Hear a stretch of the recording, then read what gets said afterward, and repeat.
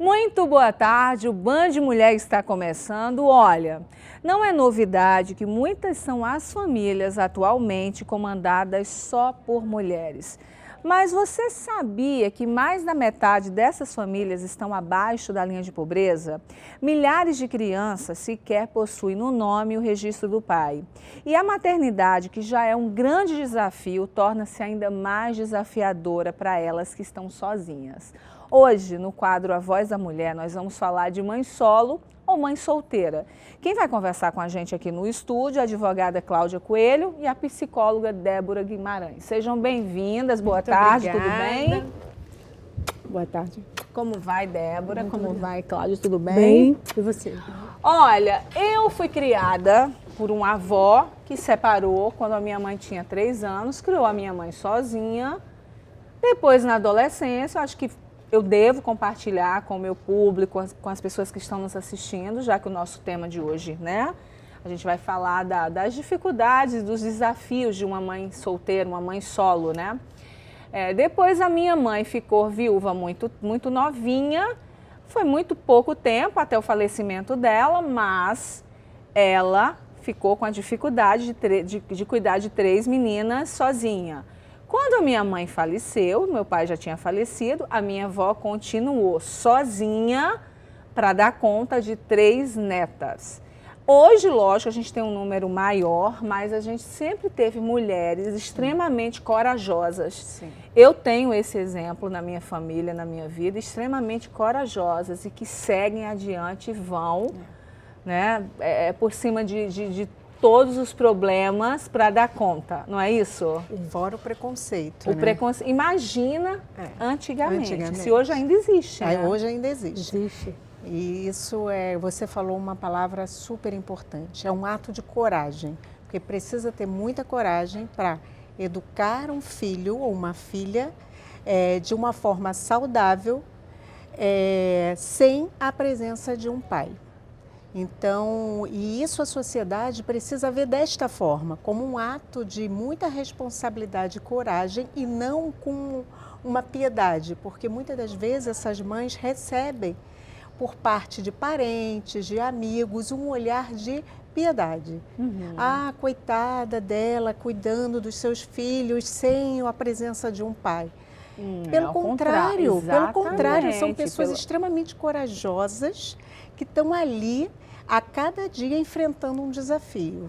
Ser mãe sozinha não necessariamente quer dizer que a mulher não só tem marido, né? Exatamente. Na verdade, hoje cresce, eu recebo muito na clínica, elas falam assim, eu sou casada, mas eu sou sozinha. Porque eu cuido toda a responsabilidade da casa, educação, escola, colégio, festinha é minha. Então, não necessariamente você está casada e tem alguém para compartilhar todas essas tarefas. Então, existem mães casadas que estão sozinhas. Cláudia, advogada e mãe solo, não é isso? Isso. Me fala da sua experiência, né? Porque é difícil. Sim. É difícil, né? E esse olhar também, eu acho que a colocação da Débora é muito importante, porque as pessoas não têm que olhar com piedade. É pelo contrário. Exatamente. Mesmo, tem que olhar, nossa, que mulher guerreira. E que mulher forte, né? Que está ali como uma leoa lutando contra todos, contra os desafios, o preconceito, a dificuldade de trabalhar, criar, educar, não ter com quem dividir. Concorda, Cláudia? Concordo. Começa com a terminologia, né? Mãe solo, mãe solteira. Uhum. Mãe solteira está dando mais importância ao estado civil da mulher, né? A gente acabou de falar aqui, exatamente, que a mulher não precisa estar solteira para ser mãe solo. E, na verdade, falando mãe solteira, dá mais importância ao fato, né, do estado civil dela, como eu já disse antes, do que propriamente ao fato de ela estar assumindo praticamente sozinha a responsabilidade de criar um filho, né? Cláudia, a mãe pode optar por deixar em branco o nome do pai da certidão? Pode optar, mas não deveria, né? Uhum. E a lei garante isso. Seja quais forem as circunstâncias, é isso ou não? Não, a mãe tem um filho, né? E o pai não assume a responsabilidade. A rigor, o Estado deveria providenciar mas ele não tem esse controle para saber que aquela mãe não reivindicou não, aquela paternidade, né? E porque o Ministério Público tem legitimidade para requerer essa investigação de paternidade. E o CNJ, que é o Conselho Nacional de Justiça, já facilitou. Esse reconhecimento pode ser requerido extrajudicialmente. Basta que a mãe vá a um cartório de notas, né, e de registro civil e faça esse requerimento. Igual também o pai querendo reconhecer uma paternidade, ainda que tardia, ele também comparece no cartório de registro civil com a mãe, né, e se o filho for maior, com o filho, e faz esse reconhecimento de maneira mais fácil, sem tanta burocracia. Débora, por que esse aumento tão grande, né, de mães solteiras? Na verdade, a gente hoje está dentro de um processo da sociedade que existe uma liberdade maior, uma liberdade de escolhas, né, para ambas as partes, tanto para a mulher quanto para o homem, decidir como e quando deve fazer, ter uma gravidez, não ter uma gravidez. Então, essa liberdade, isso não explica, né, propriamente dito, porque tem N fatores aí, é muito mais complexo falar sobre isso do que apenas uma resposta simples. Mas uma coisa que a Cláudia tocou no assunto extremamente importante é a história dessa criança. Essa criança, ela tem o direito de saber da história dela, no sentido de quando a mãe, que apesar de todas as dificuldades que ela enfrentou sozinha, que ela batalhou, que ela fez todo o processo com o filho, ela tem que garantir o direito dessa criança saber da história dela. Ter o registro no nascimento, o nome do pai. Porque cada um de nós temos o nosso livro, né? O nosso livro que é a nossa história. Então, é direito da criança. A mãe tem que passar por todas suas dificuldades e dores para garantir isso para o seu filho. Agora, falando em registro, a gente vai ver daqui a pouco o que as pessoas acham, né, nas ruas sobre esse assunto que a gente está falando, mas, Cláudia, falando na questão de registro, se a criança nasceu, né, a mulher engravidou, mas o pai não quer assumir, ele não quer colocar o nome, quais são os direitos da mulher, da criança, como proceder nesse caso? Nesse caso, a mãe ela pode recorrer ao judiciário, né, através de uma ação de investigação de paternidade acumulada, eu aconselho que seja acumulada com pedido de alimentos, ou pode também fazer extrajudicialmente, né, por esse procedimento que o CNJ regulou, né, indo a um cartório de registro civil e pleiteando isso. Aí o Ministério Público vai dar andamento nesse processo para que tenha o reconhecimento da paternidade e também vai acumular com o pedido de alimentos. Bom, vamos saber o que as pessoas acham sobre esse assunto nas ruas? Vamos ver. Mãe solo é a mãe que não está acompanhada do pai, não tem ajuda do pai para cuidar do filho, né? Na minha família tem uma mãe solo que cuidou do filho a vida inteira, assim, sem o suporte necessário do pai, mas que a família acaba abraçando a causa e ajuda a cuidar. Coragem eu teria, né? Mas não é o melhor a ser feito, porque cada criança precisa da companhia do pai. Até porque a mãe também precisa de um suporte, né? Porque é uma fase difícil, ter que conciliar, cuidar de filho, às vezes trabalhar, estudar. Seria bom a companhia paterna. Eu pensaria que eu preciso também da ajuda da justiça, né? Porque muitas vezes as mães solo precisam de apoio financeiro e o pai tem a obrigação de ajudar o filho, mas que a mãe também não deve abandonar o filho, sabe? Deixar com qualquer pessoa, deve ter garra, né? A gente precisa para poder cuidar da criança. Porque precisa ter coragem, né? Mas eu não procuraria ser, até por conta de ser um trabalho redobrado, mas se acontecesse, eu seria. Eu pensaria que só com muito amor mesmo eu poderia criar essa criança, dando a ele tudo que ela tivesse necessidade de ter, né?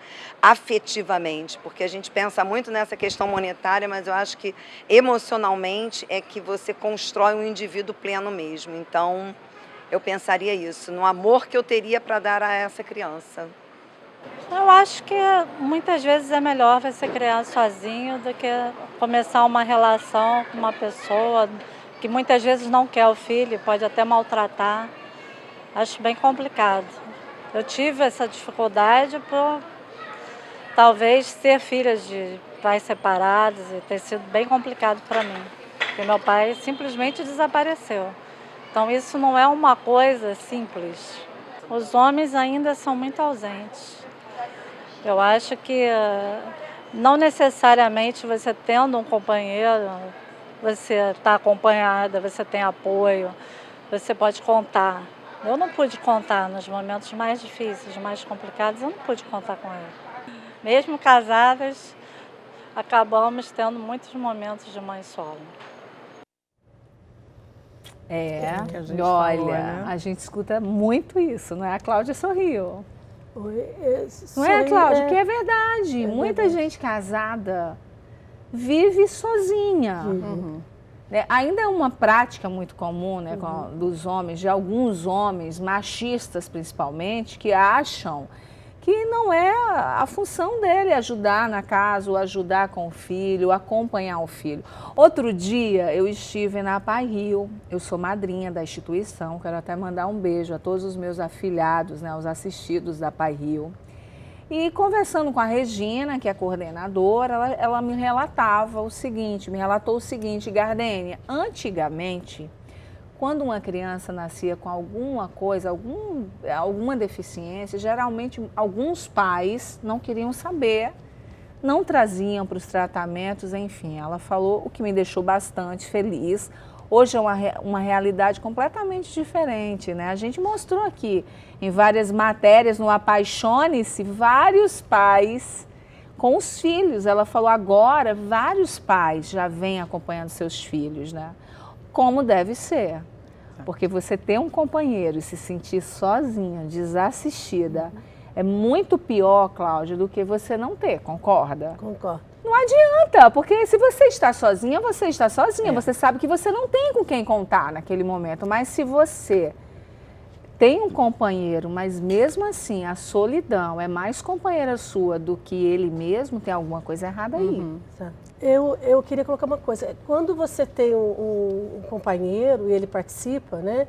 Além disso, você também tem que contar com uma rede de apoio. Sim, esse é um A família, Sim, babá, claro. escola, tá? Porque... Mesmo com ele, imagine sozinha. Então, assim, é difícil, mas é uma coisa divina, né? A maternidade Maravilhoso. é divina. E você tem que arrumar soluções, né? Não é achar difícil e o que eu vou fazer. Não, vai ter que agir, entendeu? E na rede de Tem apoio que você falou, Cláudia, é importante saber, assim, quais são essas redes de apoio? Como você consegue conquistar isso, né? Então, tem a rede de apoio que é a sua família. Muitas pessoas não têm mãe, não tem o pai, não tem essa rede de apoio mais direta que seria da família. Aí você tem que buscar com amigos. E hoje está crescendo muito na internet tanto o nome Mãe Solo, né, que veio de um tempo para cá, como também redes de apoio de mulheres que são mães solos, que compartilham os desafios dividem a sua experiência. Exatamente. Vamos falar isso no próximo bloco, então? Então, a gente vai para o intervalo rápido, a gente vai continuar essa conversa. Ainda hoje, nós vamos falar em lipocavitação e na hora do café, eu recebi aqui nos estúdios da Band o secretário de Cultura do Estado do Rio de Janeiro. Não sai daí, a gente volta já.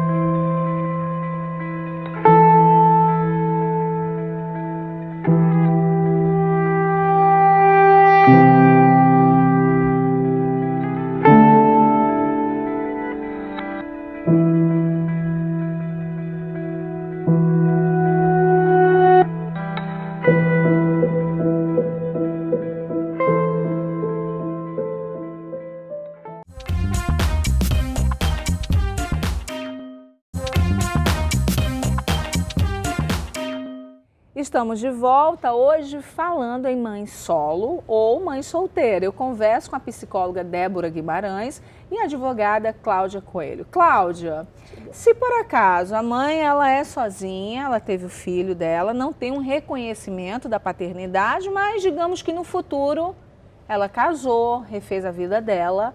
Esse homem que casou com essa mulher, ele pode adotar, pode colocar no papel o nome, no registro, o nome dele como pai da criança? Pode, e não seria uma adoção, né? Seria uma filiação socioafetiva. Ele faria aquele procedimento, né, que nós falamos no início, de ir a um cartório de registro civil, acompanhado da mãe, e fazer esse registro. E uma dúvida que é muito comum, e se o pai biológico, né, surgir, tá? Essa criança poderá ter os dois pais no assento de nascimento dela. Você já teve acesso a um caso desses? Recentemente, o nosso Supremo Tribunal de Justiça, o STJ, decidiu, tá, que a criança poderá ter os dois nomes no assento de nascimento dela, que um reconhecimento não privilegiaria o outro. Tá? Então, e terá os mesmos efeitos, tanto uma filiação quanto a outra, terá os mesmos efeitos jurídicos, né, que são aqueles previstos em lei, para responsabilidade em relação aos alimentos, assistência, convivência e também o sucessório, né, no caso de falecimento. Quais foram as maiores dificuldades que você já enfrentou, Cláudia, com relação a esses casos que você pega? As pessoas, os adultos, verem seus próprios interesses, não conscientemente, mas tem que priorizar o interesse da criança, né? E evitar o litígio, certo? Hoje em dia tem vários meios de solução de conflitos, de disputas consensuais, né? Que podem atender esse tipo de situação, não expor tanto a criança, poupar a criança de brigas e desavenças, né? Então temos aí a mediação, as práticas colaborativas, que é muito indicado para esse tipo de caso. No meu escritório eu sempre indico para os clientes as práticas colaborativas para resolver as questões de direito de família, sucessório, outras também, mas principalmente as questões que envolvem crianças e adolescentes. A gente tem um depoimento da Lena, que é mãe solteira, e a gente vai ouvir um pouquinho a história dela, tá? Vamos lá. Meu nome é Gisilene, fui mãe solteira aos 19 anos. Quando fiquei grávida, minha maior preocupação era trabalhar e deixar com quem? A minha maior dificuldade foi essa, arrumar alguém para ficar com ele, trabalhar e cuidar da casa. Depois que meu filho nasceu, senti medo por não saber cuidar de uma criança, um bebê, sem experiência, sem ajuda dos meus pais, da família do pai também, que não deu assistência nenhuma. E esse foi o meu maior medo. Aí, com o tempo, no dia a dia, né, um vizinho falando alguma coisa, outra pessoa falando outra coisa, eu fui me aprimorando no dia a dia. O conselho que eu dou hoje para as mães solos é para não perder a fé, que vai conseguir, com toda a dificuldade que nós temos. Hoje eu posso afirmar que vai dar tudo certo. Sim, com certeza, né? Se a mulher tem garra, e tem, né? Coragem, principalmente, porque não é fácil. Mas eu adorei, repito, adorei a sua colocação. Não é digna de pena coisa nenhuma, ao contrário, né? Digna, sim, de admiração pela força, perseverança e postura diante da vida. E principalmente essas mulheres que já vêm há mais tempo. Se hoje, que tudo já é mais, né, moderno, a gente ainda tem preconceito, você imagina, Cláudia, há 30, 40, 20, sei lá, vários anos atrás, como que essas mulheres, né, quais foram? Exatamente. Conseguiram passar por essa situação. Agora, um ponto muito importante, é o que a gente falou há pouco, é a rede de apoio. Essa mãe se apropriar, vizinhos, você pode fazer. Agora, como lidar, já que você está falando nessa rede de apoio, né, dessa rede de apoio, como lidar com críticas, julgamentos? A crítica, ela vai bater exatamente na insegurança, na frustração dessa mãe. Ela tem que estar muito apropriada dela mesma, da força dela, do quanto ela consegue, porque quando a mãe ela tem suporte de várias pessoas da rede de apoio que ela vai estar possuindo e construindo, fica mais fácil. Quando ela não tem, e bate a insegurança que ela olha para casais, teve uma paciente minha que ela falou, a maior dificuldade dela foi ela num curso para mães, ela era a única sozinha. Então ela disse que saiu dali com uma crise de choro, porque ali ela viu a solidão. Ali ela sentiu que ela era sozinha, que ela não tinha ninguém. Muitas das vezes essas mulheres se pegam olhando para casais e achando que aquele casal é perfeito, que tudo é maravilhoso e que ela é que é a pessoa que não deu certo, não teve um bom relacionamento, escolheu a pessoa errada, então ela se culpa por isso. E a culpa é um caminho muito complicado, em que remete a muita frustração. Isso que não é bom, né? Então, esse é um processo que ela precisa de ajuda. Se ela não está conseguindo sozinha, ela precisa de ajuda especializada, com amigos ou com um profissional, né, com um psicólogo, para melhorar o processo de autoestima dela e conseguir dar conta disso. Porque a sociedade vai bater na porta e na ferida, fazendo julgamentos, né? Muitas das vezes esses julgamentos de como se ela tivesse tido uma escolha. Ela não escolheu, ninguém escolhe ser mãe solteira, a não ser aqueles casos que a gente sabe que a pessoa quer realmente ter uma produção independente. Tirando esses, ninguém escolhe ser mãe solteira, ou melhor, ser mãe solo. Então a sociedade precisa olhar com um olhar de admiração. E não de coitada. A mãe não precisa, essa mãe solo, ela está... Não de julgamento e não de coitada. Então, É importante que a sociedade veja, aproveitando a sua fala, que a mãe é solo, tá? Independente do relacionamento que ela teve ou terá. Não está se falando do estado civil dela, né? Mas ela está dando conta da responsabilidade de criar um filho sozinha ou de quase toda a responsabilidade, né? Eu acho assim muito importante. Eu queria assim também dizer até uma coisa pessoal minha, né? Eu sou mãe solo, tá? Por uma necessidade, circunstância da vida, tá? O pai do meu filho, ele é presente. Eu tive meu filho casada, né? E ele precisou ir embora por conta de trabalho, tá? Então hoje eu estou com uma tia, já está em 4 anos, criando ele sozinha. Ele vinha uma vez por ano, agora está conseguindo vir 4 vezes ao ano, tá? Mas o meu dia a dia, minha família é mineira, eu sou mineira, minha família mora fora, né? Então, o que eu tenho? Eu tenho uma rede de apoio, né, com profissionais, eu tenho colégio, conto muito com meus amigos. Então, eu vou a uma festa, eu vou a algum lugar, tá? Eu chamo meus amigos para irem, festa do colégio. Então, eu sempre tenho um amigo, um casal comigo, porque para não ficar essa situação assim...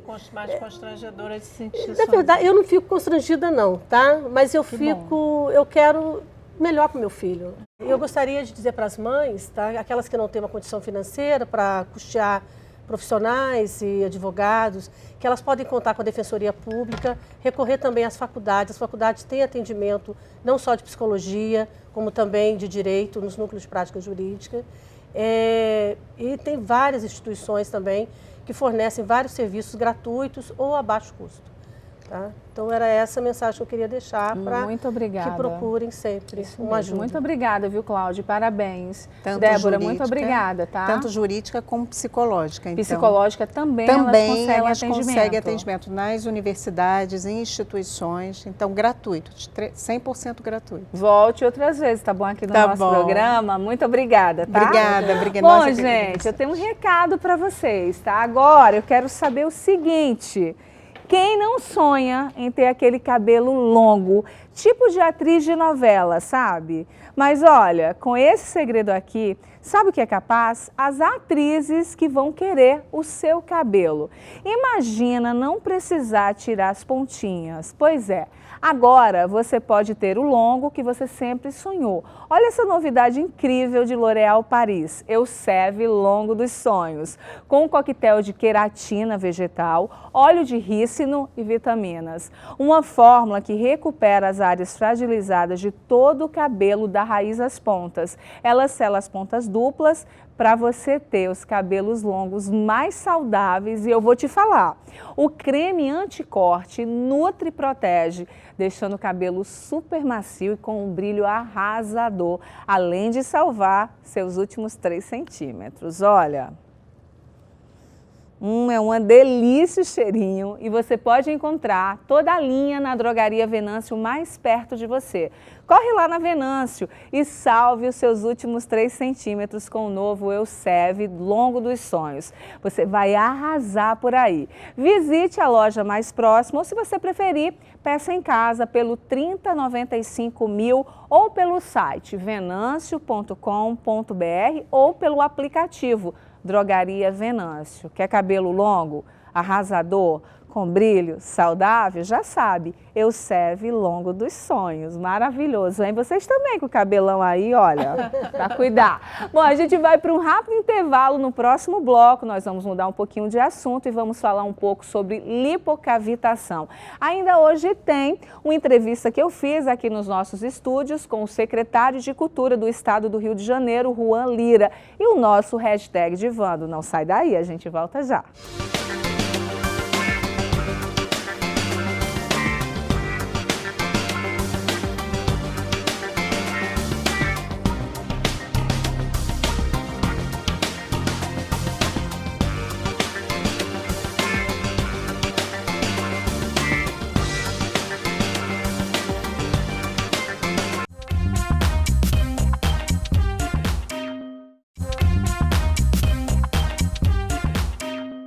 Estamos de volta e hoje também é dia de falar em procedimentos estéticos, pele, para que você fique maravilhosa. Então, vamos falar em lipocavitação, que é também conhecida como lipo sem cirurgia, que promete eliminar a gordura localizada, modelar e definir o seu corpo. Nós temos imagens do procedimento sendo feito em consultório e a gente vai assistir agora. Oi, Gardênia, boa tarde. Sou a Bruna, esteticista aqui da Clínica Roberta Niemeyer Concept. E hoje a gente vai falar um pouquinho sobre a lipocavitação, que é um procedimento totalmente voltado para a eliminação das células de gordura. E ele pode ser aplicado em qualquer parte do corpo que tenha uma adiposidade para a eliminação da gordura. A gente vai mostrar um pouquinho passo a passo desse procedimento, que tem indicação de uma média de 5 a 10 sessões, sempre fazendo uma vez na semana, tá? Lembrando também que é um procedimento com indicação de pós-sessão, fazer o processo da atividade física. Bom, para a realização do procedimento, nós usamos um gel de contato, tá? Para que a gente possa ter o deslizamento do aparelho. Bom, o procedimento é realizado ao lado da gordura, com repetições retilíneas.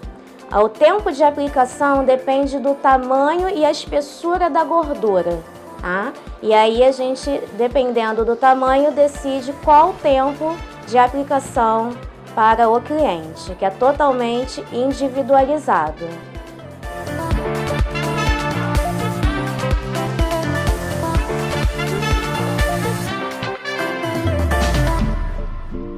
Após a aplicação, nós indicamos uma média de 4 a 6 horas para o cliente faça atividade física.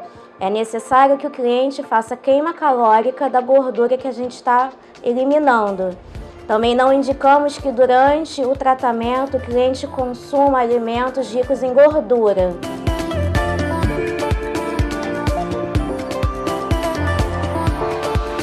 Bom, o processo de ultralipocavitação, ele tem uma frequência muito baixa. Devido a essa frequência baixa, a gente causa uma agitação nas células de gordura, nossa chamada célula adiposa, e aí nós fazemos um rompimento da membrana da célula de gordura. Nosso sistema sanguíneo vai fazer a captação para poder metabolizar essa gordura. Por isso, é extremamente necessário que o cliente faça a atividade física, para que ajude o corpo no processo de eliminação. Bom, os resultados variam muito de pessoa para pessoa, de organismo para organismo. Tá? Então, os pacientes que fazem atividade física evitam a ingestão de gordura, vêm às sessões direitinho, uma vez semanalmente, conseguem ter uma boa eliminação, uma boa diminuição da circunferência da área do abdômen. Bem, como me foi recomendado, é fazer de 5 a 10 sessões, eu já estou na terceira, já tive um resultado excelente, estou fazendo uma dieta, estou fazendo atividade física, o meu resultado está sendo muito bom. O procedimento é indolor, é rapidinho, com 20 minutos já acabou, eu recomendo. Eu fiz no ano passado, no verão passado, fiz uma média de 8 a 10 sessões, acredito, mais ou menos nessa média. É um procedimento indolor, não sentia dor nenhuma, assim, aquele leve incômodo no ouvido, que você escuta o aparelho, mais nada. Assim, para gordura, tava com uma gordurinha no flanco e que tava me incomodando muito na piscina, para utilizar biquíni, essas coisas. Então eu fiz mesmo pro verão. E essas sessões eu fazia antes de malhar, porque a esteticista pediu para fazer antes de malhar, disse que era imprescindível para o sucesso do tratamento. Malhar logo em seguida do procedimento. E a gente também tem, na clínica tinha a corrente, quando eu não conseguia malhar imediatamente após, ela me colocava num aparelho, numa corrente russa, que já dava uma estimulada no tecido, no flanco, que era o que me incomodava. E eu vi o resultado, assim, logo na terceira, quarta sessão, eu já vi um resultado muito aparente, até a qualidade da pele melhorou. E, assim, esse ano eu quero fazer de novo, porque eu também já tô com a barriguinha, então já quero fazer novamente, porque todo verão a gente tem que tratar alguma coisa e fica incomodada realmente com alguma coisa, então eu vou fazer de novo, porque é muito rápido, coisa de 20 minutos eu resolvia, no máximo meia hora, e, assim, fazer antes de malhar e era assim, tem que malhar, ela sempre falava, olha, tem que manter uma alimentação, malhar era a combinação perfeita, até porque era uma gordurinha pequena, aí rapidinho saiu, foi bem tranquilo, eu gostei muito do resultado, eu vou fazer esse ano de novo. É extremamente necessário que o cliente procure um profissional que esteja apto ao procedimento, pois existem áreas do corpo que não podem ser aplicadas devido à espessura da gordura do cliente, e também temos contraindicações que também não são aptas ao procedimento. Então é sempre necessário procurar um profissional que conheça bem do procedimento para que possa ser realizada a sessão.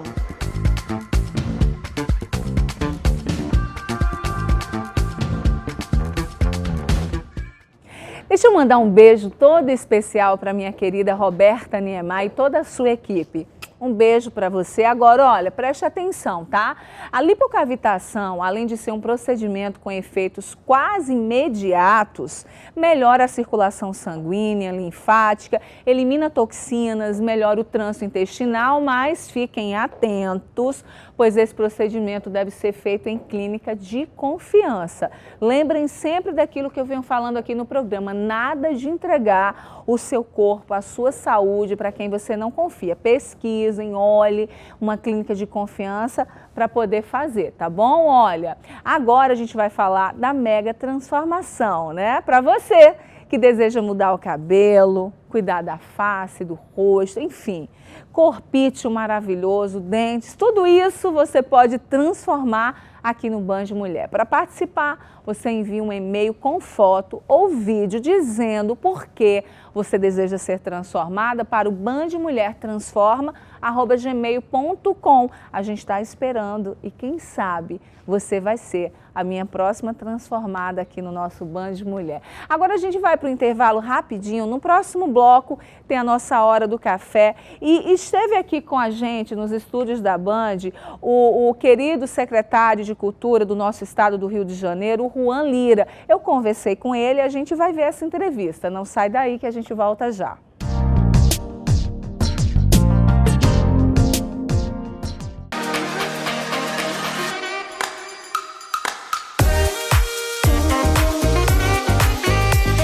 Meu estilo é pop. Gosto de andar bem avançada e chique. E à noite eu gosto de ir assim, com shortinho, uma meia calça, um salto alto. pra balada, né?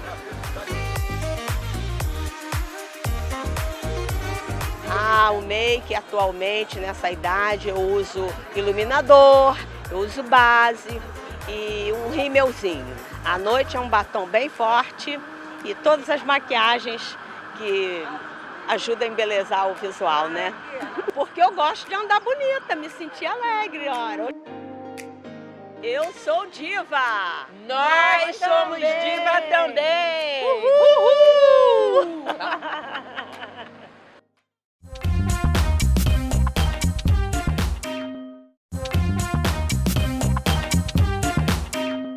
Estamos de volta e ele estudou Relações Internacionais e ocupava a posição de um dos 20 melhores da sua área na época. Com apenas 30 anos, assumiu o cargo de secretário de Cultura e Economia Criativa do Rio de Janeiro. Eu vou conversar agora com Juan Fernandes Lira. Seja bem-vindo, tudo bem? Tudo bem. Que bom te receber para a gente tomar um café aqui no Band Mulher. Começa falando pra gente, Juan, como que você chegou à Secretaria de Cultura? Bom, eu particularmente venho do setor privado, né? Como você bem falou, sou formado em Relações Internacionais pela PUC do Rio de Janeiro. Trabalhei sempre em multinacionais, até que eu, num determinado tempo, fui trabalhar nos Jogos Olímpicos. Trabalhei na Rio 2016 durante quase 2 anos. E quando acabaram-se os Jogos, a empresa foi extinta e me convidaram em 2017 para assumir o setor de Relações Internacionais da Secretaria de Cultura do Rio de Janeiro, do Estado do Rio de Janeiro. E onde foi a minha primeira experiência no setor público, onde eu enfrentei diversos desafios e também... Pois é, eu ia te perguntar, como é ser tão jovem, né, chegar à Secretaria de Cultura do Rio de Janeiro, se você tinha enfrentado, quais foram os desafios, se teve alguma resistência, algum preconceito... Sim, bom, preconceito sempre tem, né? Principalmente quando você é jovem. Mas eu acho que hoje em dia, essa nova geração que tem surgido, uma geração capacitada, com novas ideias, com um perfil de mudança hoje, não só político no país, mas também no setor privado, me abriu portas por conta dessa coragem que hoje o jovem tem. Então, desde a secretaria que a gente fez um trabalho muito bom, até essa mudança aí de cenário político, onde o governador me convidou para assumir a coordenação da transição de governo enquanto área da cultura e onde nós propusemos um trabalho para que a gente pudesse modernizar o setor cultural a partir da economia criativa e foi onde então ele me convidou no final do ano passado para estar assumindo a secretaria, né, onde eu estou hoje já fazem 9 meses. Agora, existe um trabalho, né, que vocês fazem que a grande massa, a população não sabe, né, que não tem conhecimento. Fala um pouquinho para a gente, né? Sim. Bom, hoje a Secretaria de Cultura, ela atua Cultura e Economia Criativa, que é a nova frente. Mas foi um termo que você criou, Economia Criativa, né? Eu não criei o termo, a gente trouxe a proposição para, pela primeira vez no Brasil, a gente ter uma Secretaria de Economia Criativa, né? Explica pra gente, Juan. Então, hoje somente Rio de Janeiro e São Paulo possuem a nível de Estado, né, uma Secretaria de Economia Criativa junto com a cultura e é um movimento que surgiu mais ou menos nos anos 2000 na Inglaterra, onde o setor cultural ele pudesse ter esse lado mais de empreendedorismo vinculado à sua área de atuação para que a gente pudesse ter um negócio cultural mais metrificado, com indicadores, mostrando o impacto social e econômico do setor cultural no desenvolvimento do Estado no dia a dia. Então, os países mais desenvolvidos já vêm fazendo isso há alguns anos, Inglaterra, Alemanha, Estados Unidos faz isso muito bem, a China vem crescendo absurdamente. E no Brasil, desde 2007, 2008, esse mercado vem crescendo, né? Em 2018, o mercado da economia criativa do Brasil representou quase 2,8% do PIB do país. Isso dá praticamente mais de 250 bilhões de reais em termos de volume de negócio. E para mostrar o impacto da indústria criativa no nosso dia a dia, né? E aqui no Rio de Janeiro, a indústria criativa, contando turismo, cultura desde o setor de arte, música, dança, circo, audiovisual, museus, teatros, empreendedorismo, arquitetura, design, gastronomia, carnaval, enfim, é um mundo de atuações.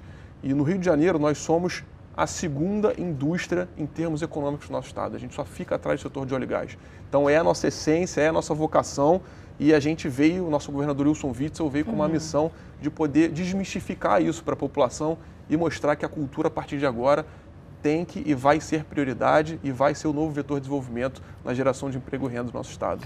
Como que você vê a participação da mulher? A gente está num programa, né, direcionado às mulheres, muitas outras. Eu sempre fico super feliz, vou até comentar, porque eu recebo através das minhas redes sociais vários homens que escrevem e falam assim: Gardene, o programa é Band Mulher, o programa é direcionado à mulher, mas nós assistimos e um escreveu que eu achei muito fofinho. Eu quero aprender muito sobre esse universo, que eu quero tratar cada vez melhor a minha esposa. Gostei muito do que ele escreveu. Então, como um programa direcionado ao público feminino, como que você vê a participação da mulher nesse setor?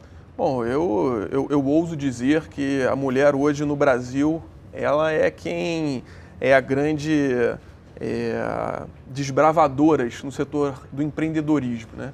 E sendo hoje a Secretaria de Cultura um setor voltado também para o setor empreendedor, hoje mais de 50% se eu não me engano, os dados são quase 60%, acho que são 58,5% das novas startups são gerenciadas por mulheres no Brasil. E isso é um volume muito significativo, porque são mulheres que ousam, mulheres capacitadas, engajadas, estudiosas, mulheres que arriscam, né, e saem da zona de conforto e mostram o poder, né, e o empoderamento feminino através da geração de emprego e renda, mostrando que elas são capazes de mudar o estado das coisas, estão capazes de tirar o Rio de Janeiro da situação que está. Vou falar hoje da nossa realidade na Secretaria de Cultura, de grandes projetos que o governo do estado incentiva. Vou dar um grande exemplo aqui, a gente incentivou recentemente um evento chamado Game XP. Foi o maior evento de games do mundo, um evento do estado do Rio de Janeiro gerenciado por uma mulher, né, que é a Roberta Coelho, e que fez um trabalho sensacional, um evento que gerou um retorno financeiro para o nosso estado assim, gigantesco, e está desbravando o mundo afora, né? E tem um outro detalhe importante. Hoje um dos setores que mais cresce na cultura é o setor de jogos eletrônicos, né? Que tem hoje desde as meninas até as mulheres que atuam nesse mercado, né? Porque é um mercado que não tem idade para acontecer, e mais de 55% das desenvolvedoras de jogos eletrônicos no Brasil são mulheres. Ou seja, acabando com o mito que achando que jogos eletrônicos é um público masculino. É mito. A mulherada aí arrasando, né? Exatamente. E para o público, o setor da terceira idade, Juan, o que é que vocês pensam em fazer? Como que está sendo esse trabalho? Sim. Bom, hoje a gente aposta muito, não só no setor do carnaval, mas também nos setores do dia a dia, pensando no interior do estado do Rio de Janeiro. Por exemplo, hoje o setor da gastronomia e do artesanato são dois setores que crescem muito no nosso país, que estão muito atrelados ao setor do empreendedorismo, com as novas empresas surgindo nesse setor. E a maioria desses setores são comandados por mulheres também, né? Não só na gastronomia, como chefes de cozinha, donas de restaurantes. E no setor do artesanato, então, eu tenho viajado bastante o interior do Rio de Janeiro. Em 9 meses eu consegui visitar mais de 35 cidades, e na maioria das cidades que a gente foi, desde Varriçai, Bom Jesus de Itabapoana, Mangaratiba, Itaperuna, São Francisco de Itabapoana, temos grandes cooperativas comandadas por mulheres que comandam a renda das suas famílias, que gerenciam, né, o seu dia a dia. E hoje, inclusive, eu já vi até alguns casos em que a mulher sai para trabalhar no interior do estado e quem cuida da casa é o homem. A né? gente tem visto cada vez mais essa situação. Então, para a gente mostrar um pouco que esse mito, né, que a mulher tem que ficar dentro de casa, ou a mulher não tem ou não tem essa mesma relação igualitária aos homens, a gente tem que entender que hoje isso mudou, o mundo mudou. Totalmente. E hoje as mulheres têm essa garra, né, que não dá nem para comparar. Eu brinco que na minha casa também, eu fui criado por mãe solteira, né, mãe de 4 filhos, minha mãe que perdeu os pais aos 15 anos de idade. Inclusive hoje o nosso tema do programa, né, a gente está falando de mãe solteira. Sim. E você foi criado por mãe solteira? Por mãe solteira e bisavó solteira. Bisavó né? solteira. E minha mãe perdeu os pais aos 15 anos de idade e batalhou muito criando seus 4 filhos. E hoje minha mãe é juíza federal, com muito estudo, muita garra, muita determinação, é meu grande exemplo de vida. E também é minha bisavó, né, que largou os estudos quando era mais jovem para criar nossa família, e sempre com mulheres batalhadoras que me ensinaram hoje o grande exemplo de quem eu sou. Então eu fico assim, minha referência. Fico muito feliz de você, né? Além de jovem, que isso é muito bom, aí uma força jovem para a gente, mas engajado, deve estar pesquisando muito para saber quais são as nossas necessidades, principalmente aqui no nosso estado, e com esse olhar, né, para a mulher, que é muito importante para a gente. Exatamente. A gente tem que entender que hoje em dia as mulheres, né, elas, não só hoje em dia, elas sempre tiveram, mas hoje eu acho que com a modernização, a globalização, com a luta pelos direitos igualitários entre homens e mulheres, enfim, e entre todas as outras lutas que existem por aí, os espaços mudaram, a mentalidade do ser humano, ela evoluiu, né? Não vivemos mais em tempos retrógrados, vivemos em tempos modernos, em que a mulher brasileira, a mulher fluminense, a mulher carioca tem um papel protagonista na nossa sociedade.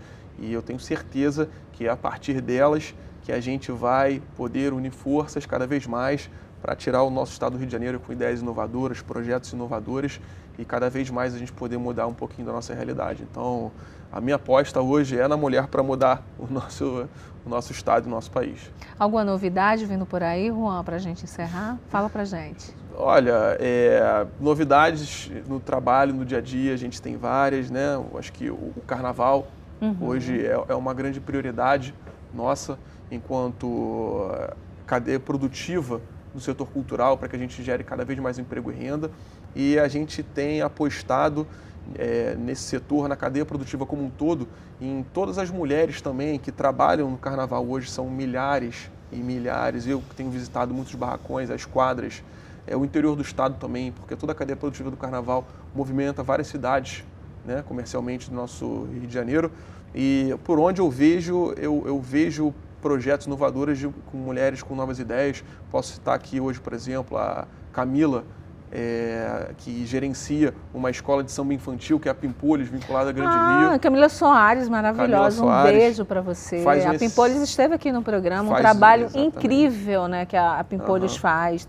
Porque para muita gente, infelizmente, Juan, muita gente ainda vê cultura como uma coisa supérflua, né? E a gente sabe que não é imprescindível para a nossa vida, a educação, principalmente a gente quando fala em crianças, né? Que a gente está trabalhando uma cabeça, eu brinco lá em casa, eu tenho um chipzinho assim, uma cabecinha, um HDzinho vazio, e cabe a mim como mãe, né, e aos pais, colocar ali dentro as pessoas responsáveis, o que for de melhor para a formação daquele indivíduo, para que ele possa ser um indivíduo que vá futuramente, né, ficar bem. A gente tem essa responsabilidade. Então, os projetos direcionados, a gente tem um maior carinho aqui no programa, inclusive, se você não sabe, todas as quintas-feiras o Banjo Mulher tem um espaço aqui especial para você que está à frente de algum projeto social.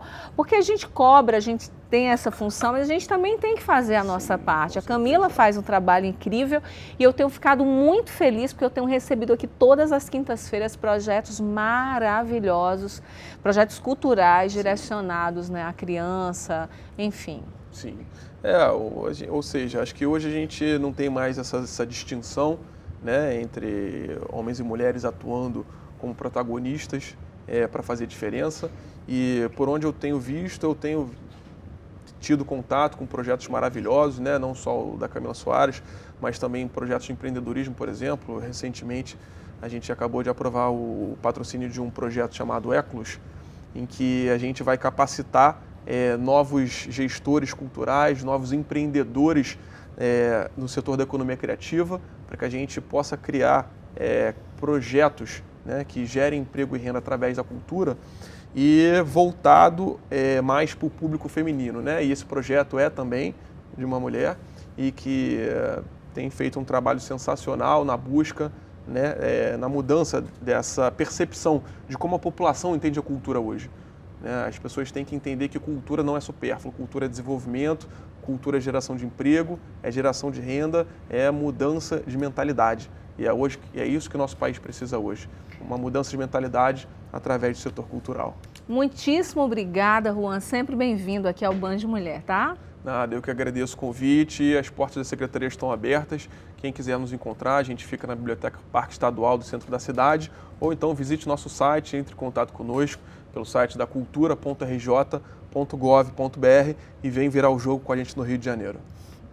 Bom, a gente vai terminando o nosso Band Mulher por aqui. O programa foi aberto falando sobre mãe solo, uma realidade cada vez mais presente na sociedade. Imagine você se descobrir sozinha na maternidade, com tantas responsabilidades, cuidar de você e ainda ter que dar conta da vida de um filho. Não é fácil, não é? Bom, se essa é a sua realidade, saiba que não será um companheiro que te fará uma mãe melhor.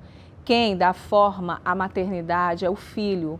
Crie, eduque, ensine, ame e não se cobre demais. Afinal, nenhuma de nós, eu sou mãe e muitas vezes eu fico me cobrando, não me acho perfeita, né? Todas as mães nós temos essas cobranças e não nos achamos perfeita.